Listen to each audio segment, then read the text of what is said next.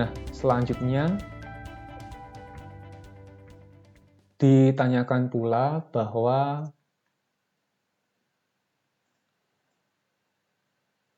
reaksi, kemudian gaya geser, gaya aksial, dan yang lainnya, gaya-gaya dalam lainnya seperti ini di titik X. Nah,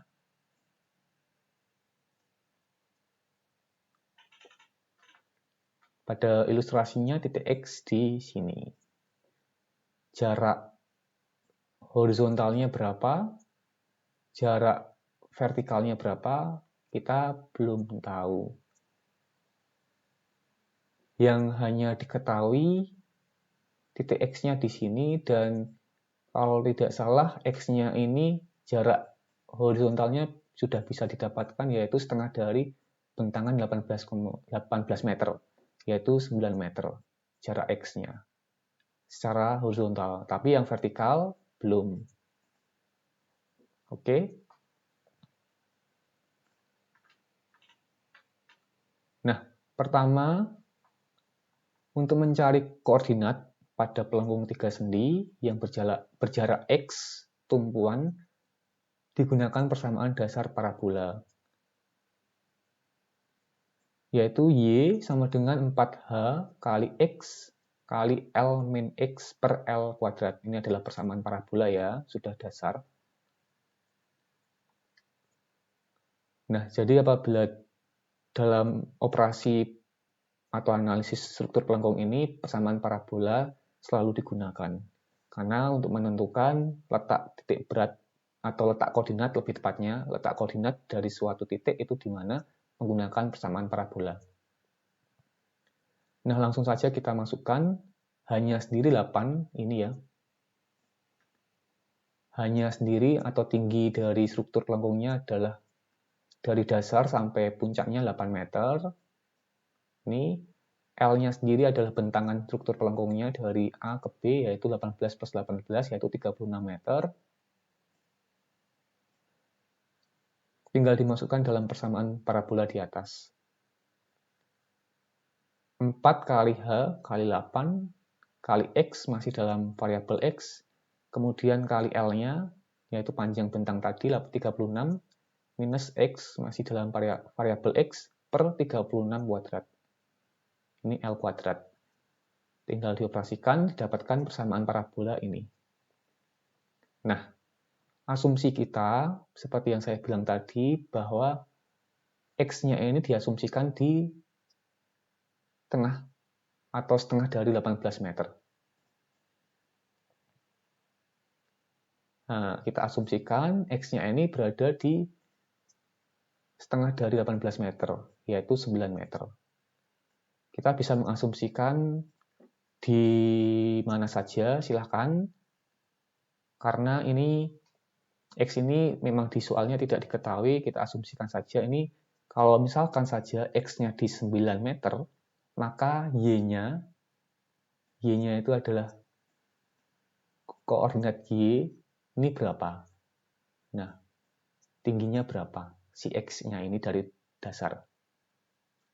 Jadi kita mengasumsikan X-nya ini 9 meter, maka Y-nya berapa?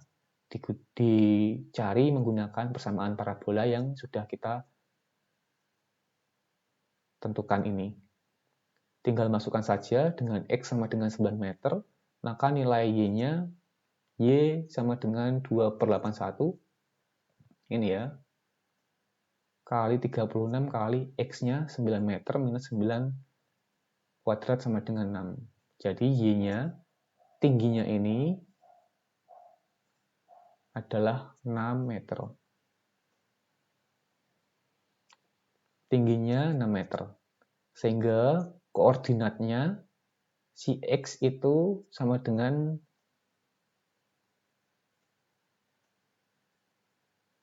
9,6 atau 9 meter dan 6 meter.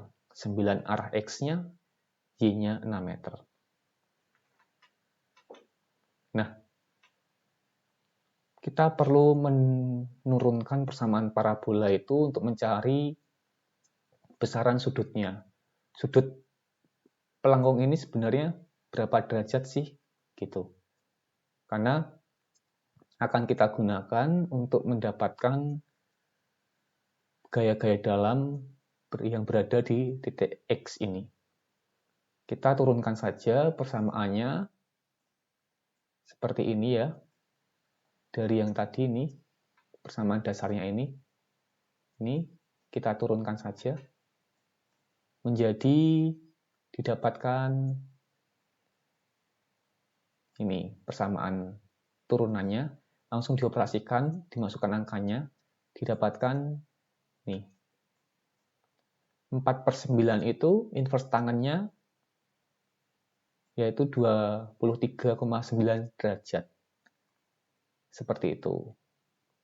Kalau sin tetanya sekian dan cos tetanya sekian.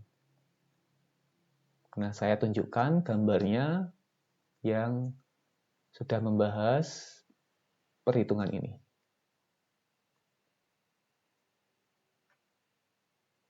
Oke, jadi sudutnya itu ini, nah, dan ini, tetanya.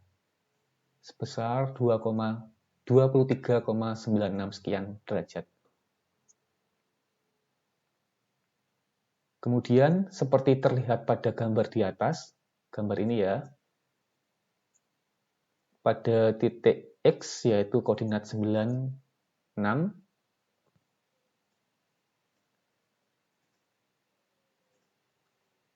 maka gaya geser dan gaya normalnya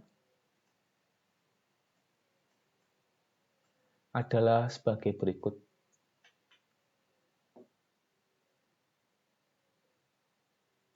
Nah, kita lihat di gambarnya. Jadi gaya geser dan gaya normal pada titik X ini berapa sih? Seperti itu. Nah, gaya gesernya sendiri kita inisialkan nanti ini SFX. Kemudian yang gaya normal NFX dan momennya MX. Nah, tapi sebelum menghitung gaya lintang, gaya normal, dan momennya, kita harus mencari reaksinya. Harus mencari reaksi Vx dan Hx. V ini maksudnya adalah yang vertikal, reaksi vertikal titik X. Yang Hx adalah reaksi horizontal titik X. Caranya,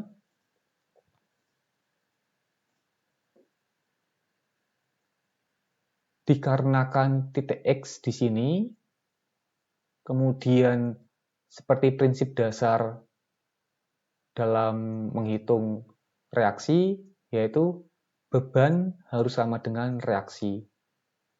Atau secara umumnya adalah aksi harus sama dengan reaksi. Aksinya adalah beban, harus sama dengan reaksi. Bebannya sendiri adalah 4 kN per meter panjang, reaksinya sendiri 54 kN. Nah, dikarenakan reaksinya dalam beban terpusat, arahnya ke atas, maka bebannya juga harus dalam beban terpusat. Nanti selisihnya itu dalam pengurangan antara si reaksi dengan aksinya atau bebannya ini masuklah menjadi reaksi vertikal si titik X-nya ini. Sehingga apabila beban 4 kN per meter panjang kita jadikan beban terpusat, itu menjadi 4 kN per meter panjang dikalikan panjang beban ratanya, yaitu 9 meter. 4 kali 9. Arahnya ke bawah, maka negatif. Seperti ini. 4 kali 9, arahnya ke bawah, negatif. Kalau yang reaksi, yaitu ke atas, positif, besarnya 54 kN, ini. Tinggal diselisihkan atau dikurangkan, dapatnya negatif 18. Saya operasikan 54 dikurangi 4 kali 9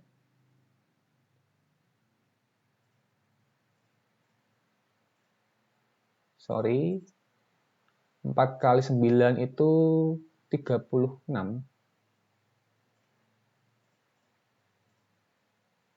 54 kurangi 36. Oke. Jadi selisihnya sebenarnya 18 kilonewton. Karena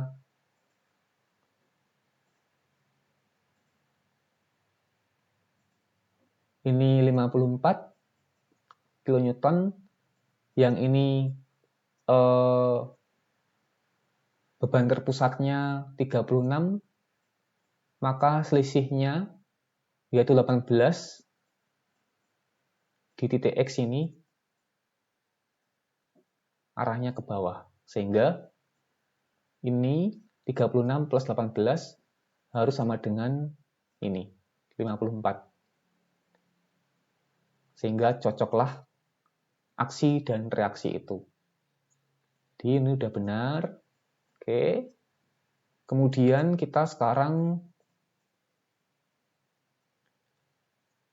setelah mencari reaksi vertikal titik X-nya, kita mencari reaksi horizontal titik X-nya.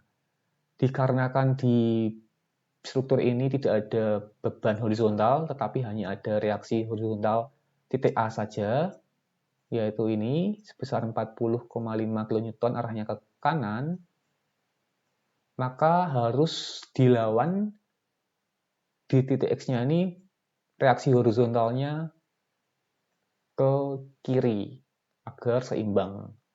40,5 kN ke kanan harus dilawan sebesar 40,5 juga ke kiri. Ke kiri kalau dinotasikan negatif. Ini ya. Ini harusnya tambahi 40,5. Kurang 0,5-nya. Arahnya ke kiri. Oke, ini benar. Kita lanjut sekarang ke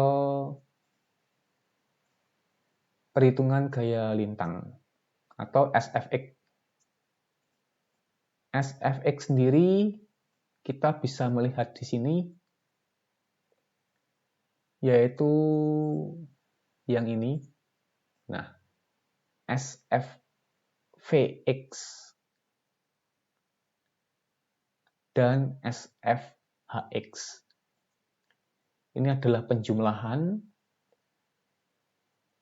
yang menjadi hasilnya si SFX. Jadi SFX itu penjumlahan dari SFVX dan SFHX.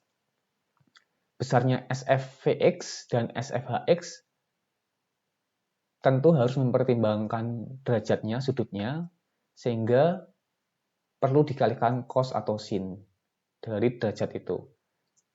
Ketika kita menghitung SFVX, yaitu V kali cos kali theta. Ini. Ketika kita menghitung yang SFHX, kita menggunakan ini. Minus H sin theta.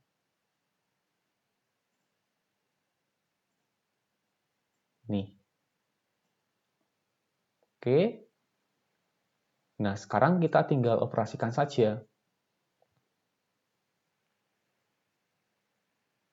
V-nya 18, cos theta-nya ini tadi sudah ada di atas, minus ini yang hanya, kemudian sin theta-nya ini.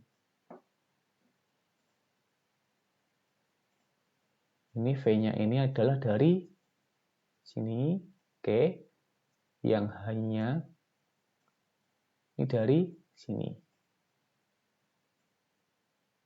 Ini negatif 40,5 tadi ya. Makanya di sini nilainya negatif juga. Nih. Kalau di sini nanti ketemunya positif, maka di sini juga positif. Jadi sebenarnya di sini itu positif semua, V cos theta plus H sin theta, positif semua. Tapi karena hanya itu nilainya di sini negatif, maka di sini dituliskannya negatif pula. Ini dituliskan negatif juga. Oke, kita operasikan semua angka-angka ini dalam operasi matematika didapatkan nilainya 0,00135. Sama aja dengan nilai 0. Sangat kecil sekali. Kemudian kita sekarang menghitung gaya normal atau NFX. NFX sendiri kalau digambar bisa saya tunjukkan.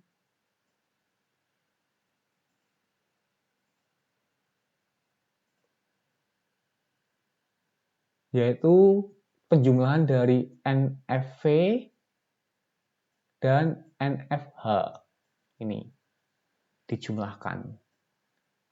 Yaitu NFV-nya itu adalah yang ini, yang depan NFV ya, V, inisial V gitu gampangnya. Yang NFH-nya yang di belakang. Dijumlahkan saja. Nah, tinggal kita operasikan dalam persamaan matematika. Ini V-nya sebesar 18. Dari sini tadi, oke, sin theta-nya tadi di atas ada, hanya ini dari sini, kemudian tinggal dikalikan saja, didapatkan sekian. Oh ya, yang perlu diketahui juga tadi bahwa kita harus melihat di sini juga ya. Di sini, kalau yang tadi yang menghitung SFX-nya, si SFV-nya ini ke sini arahnya, dan SFH-nya ke sana. Jadi saling mengurangi. Ini tadi saling mengurangi ya, saya salah asumsi. Jadi bukan negatifnya dari sini tadi, bukan. Ya sebenarnya dari sini juga, tapi sebenarnya plus minus SFH-nya, SFHX. Nah, saya pertegas kembali. Jadi ini menjadi minus gitu ya. Karena ini memang karena hanya ini kan sebenarnya, nah sudah kelihatan, hanya ini arahnya negatif. Oke, arahnya negatif berasal dari sini tadi. Nih. Nah, benar ya. Jadi dari perhitungan ini arah hanya itu negatif 40,5 tadi. Nah, terus digambarkan di sini arahnya ke kiri kalau negatif. Nah, oke, 40,5. Kemudian ketika di sini jadilah karena dikalikan sin theta, nah menjadi ke sana. Karena ini tadi negatif 40,5 sudah digambarkan ke dalam anak panah sehingga tidak perlu dinegatifkan lagi dalam perhitungan sini nilainya. Tetapi karena digambarnya sini menjadi saling mengurangi dengan yang SFV-nya, maka negatif.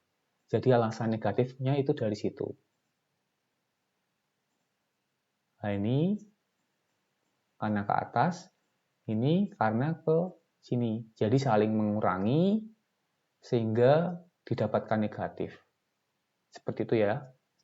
Kemudian kalau yang NFX-nya itu berasal dari sini. Saya tunjukkan pada gambar. NFV-nya ini ke sana. Ini. NFH-nya itu juga ke sana. Jadi saling menjumlahkan karena arahnya sama. Sehingga V sin theta ini NFV-nya dijumlahkan dengan NFH-nya. Ini ya, dijumlahkan. Ini ke sana dan ini ke sana. Kemudian nilainya sekian. Ini kenapa tulisannya desak? Padahal nilainya kan sebenarnya penjumlahan dan bukan ke arah kiri atau ke kanannya yang digunakan. Tapi yang penting nilainya ini sekian didapatnya. Kemudian dituliskan desak dikarenakan desaknya ini dari perlawanan di titik A. Di titik A sendiri kan perlawanannya ke sana. Karena ada reaksi si RAV-nya ini. Dan juga ada perlawanan RAH-nya. Sehingga ke sana. Sedangkan yang sini tadi, NFX-nya ini kan ke sana, dijumlahkan. Jadi ketika saling mendekati, ini sama ini saling mendekati, itu dinamakan desak. Ini. Desak. Oke. Kemudian kita sekarang menghitung momen X-nya. Caranya sama seperti menghitung momen pada biasanya, yaitu dengan mengalihkan reaksi dan juga beban ke jarak titik X-nya itu.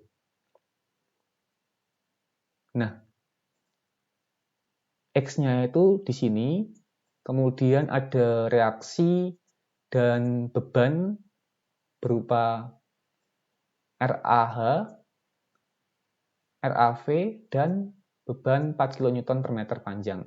Tinggal kita kalikan ke jarak ke X. Kita satu-satu mengalikannya. Saya mulai dari RAV-nya dulu, yaitu RAV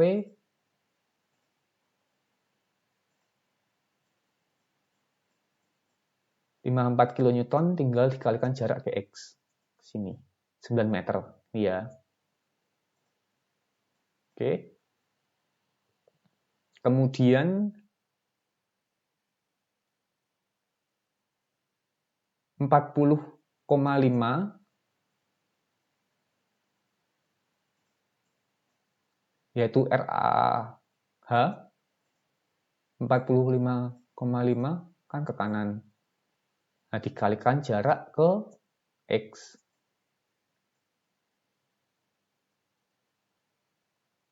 Ini harusnya positif ya, bukan negatif. Harusnya positif. 40,5 dikalikan X. Oh, sorry. Ini karena poros ya. Berlawanan arah jarum jam. Saya hapus dulu. Saya ulangi yang ini tadi biar lebih jelas.